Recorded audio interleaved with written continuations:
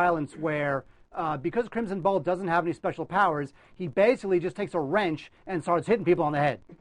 And he takes cinder blocks and beats them over the head with them. And the violence is very sudden and very street level and very jarring. And I kind of like some of it, but towards the end, it starts to get really violent to the point where it's a little off-putting. Something else I did like about the film is that it brings up two things, I think, of superhero culture, which is interesting. One is essentially the psychotic nature of anybody who would want to be a superhero. I think this kind of gets into that a little bit, which I liked. The other thing I thought was interesting, which the Bolty character sort of embodies, is sort of the fetishistic nature of superhero fan culture. And in the movie, Ellen Page has kind of a crush on Crimson Bolt. Of course, not a crush on Rainn Wilson, but a crush on the character he plays. And I thought that was kind of interesting. The issue here is that James Gunn comes from the trauma school. Now, when you come from the trauma school, that means one thing. You just throw everything at the screen. You don't care how cheesy it is, how bad it is, willfully bad or not. You throw it all up there and you hope for the best, because that's trauma. And this film really is tonally all over the place. It's got some good ideas, but in the end, it just doesn't come together as a whole. And I think Rainn Wilson doesn't really invest us emotionally in the character. And the end of the film winds up being so mawkish because he can't really take us there. So while there's some good stuff to it, and I think that the hipster crowd will get a kick out of it, ultimately, as a whole, I would just have to give it a rent. That's what I think about Super, Wade. All right. Not so super. I mean, kind of super. So how does it compare to Defendor? I like Defender a lot. I like Defender more than this. Okay, because I actually like Defender. I actually kind of like Special, even though it was very kind of low rent with Michael Rappaport. Similar deal, except there he's, ramming his head into walls, which I found disturbing. Well, and Kick-Ass, which is with this is a little bit like we both love Kick-Ass. Oh, but Kick-Ass was. Was that sarcasm? No, we love Kick-Ass. For real. No, we did. That was one of the biggest raves of the year. But it was. But the problem with Kick-Ass was it was horrendously mismarketed, much the same way that Paul is being mismarketed. They marketed both of those to the wrong audience. Kick-Ass was not a movie for teenagers, and neither is Paul. They should both be marketed to people in their 40s. But the problem is that the studios are afraid that people in their 40s don't run out to see films on opening weekend. Yeah, so leave them in longer. How are you going to have bragging rights to be the #1 film if you market to 40-year-olds, Wade? It's a myth. No one cares what the #1 film is. Just like people don't care what #1 on the Billboard charts is. Well, they don't care. Well, definitely Billboard. But you know what? On Sunday afternoon, you start reading on CNN.com and on all the sites which film is #1, and it gets annoying no one too. Cares. It gets annoying too when you have movies that are like really neck and neck. Yeah. Where like one makes $21 million and the other one makes $20.8 million, and yet the one that makes 21 it gets all the bragging rights. You know what bragging rights are? 50 years after you make a movie, they release a special edition. No, you know why? Because that's bragging rights. No, because the stockholders are not going to wait 50 years.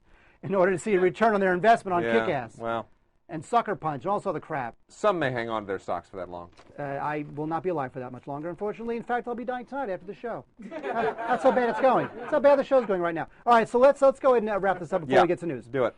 Source code's a buy. Yep. Rubber's a rent. In a Better World. Buy. And Super's a rent. It's not a bad week in movies, Wade. Not at all. It could be picking up. This weekend in movies. This weekend in movies, ladies and gentlemen.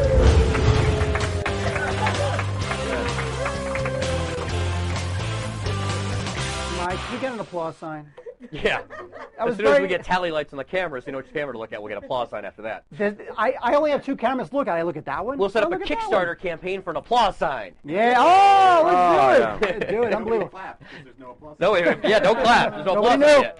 We don't know what to do. Well, we're about to clap again. You know why, Wade? This is one of the best parts of the show every single week. What is it, Wade? News with Jeff Bader.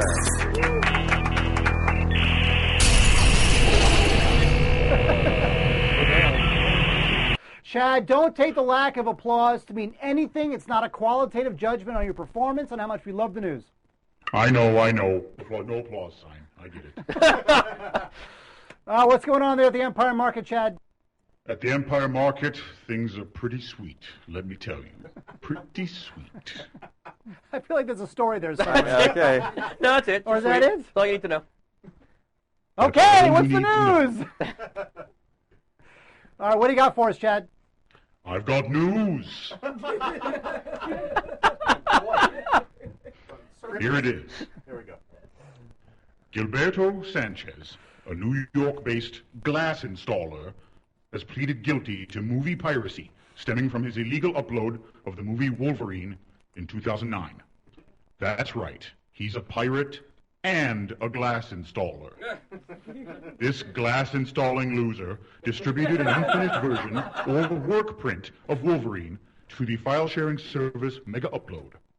In between his daily glass installings, this renegade glass jockey then promoted the film on several movie forums, bringing shame to the reputation of glass installers everywhere. Then the FBI came calling, and his plans shattered, like so much installed glass. Now, with a possible 3-year jail sentence looming, his days of unrelenting glass installation may only be a sweet memory. Oh, my goodness. You know, wait, can I say something about this kid? Screw him. Throw him in jail. I'm sorry. Throw him in jail. Well, they're obviously trying to make an example out of him. You know, it's the biggest problems with piracy are bigger than guys who upload movies to file sharing services. I mean, you know, it's people who bring cameras into the multiplex in Malaysia, and you know, it's the people at the post house. Well, that's the deal with this guy. Yeah, this guy was related to a post house. Yeah, this came out of a post house. But the problem is bigger than, you're not going to stop the problem by just prosecuting these guys. You have to actually change the chain of possession on movie elements, which is getting harder and harder to do as the elements become more and more digital. You know, but you do have to somehow police that chain of possession so that you know exactly who is doing what at what point in the process. And once you're able to track down a pirated copy to a specific point in time, in a specific place, in a specific person, that's when it'll end. That's when everyone will know that movies are like caller ID, that if you pirate a movie, at the moment you pirated it, you suddenly are attached to that movie at that point in time and at that place. If we can get to that point in the digital chain of supply, then we're good. Well, our screeners, as film critics, our screeners that we get at home, they come watermarked. Yeah, and with a nasty little letter that says, if you pirate this, we will track you down and kidnap your family. Yeah, I mean, I don't know. I don't get those, I have to say. Yeah. I don't know that that's the case at these post houses when they lend out DVDs. No. You know what? But you can also pull some off the Avid. But you can pull them off the Avid. You know, there are screeners that are given to marketing people and advertising people and product placement people, and it's very, very loose. And nobody has really to clamp down on that. So Are they taking your cell phones? All Media Reviews, who's in our chat room on the Ustream, we're on Ustream and YouTube tonight, said he was forced to check his cell phone win-win a few weeks ago. Does that guys happen to you guys? It happens. It doesn't happen as much as it used to. It used to happen all the time. It's kind of like security after 9/11. You know, getting onto a plane or even going into studios was insane. You couldn't you couldn't pass a studio gate right after 9/11 without having them look at your trunk and then run mirrors underneath the sides of the car. Now it's sort of like, well, yeah, okay, go. And it's kind of the same at screenings. They'll wand you a little bit, you know. For a while there were pat downs, and so occasionally with a really big film, they'll make you check your phone or your especially if there's a camera in it, but not really that much. All right, Chad, what else you got? Sarah Lane, Natalie Portman's dance double for Black Swan, told Entertainment Weekly that Portman only danced in about 5% of the dancing scenes, and that they used digital face replacement to make it look like she did. Director Darren Aronofsky refutes this claim. In other shocking news of Hollywood deception, James Franco did not actually saw his own arm off in 127 hours. Colin Firth was fake stuttering in the King's Speech, totally fake, and toys don't actually come to life when you leave the room. What? Ooh, Hollywood, when will the lies stop? My childhood destroyed. You know what? To me, this is a non-story. It's a non-story. I agree. Right? This happens every once in a while when somebody who's involved with a hit film in a minor way wants to call attention to themselves and sort of piggyback the film's success to. Well, you can look if you contributed to the success of a movie, that's fine. Yeah. But she shouldn't be doing it she shouldn't diminish Natalie Portman. She's trying to further her own career. Well, I don't know. I mean, basically, it sounds like somebody who's not involved in Hollywood. She gets a credit when you sign up.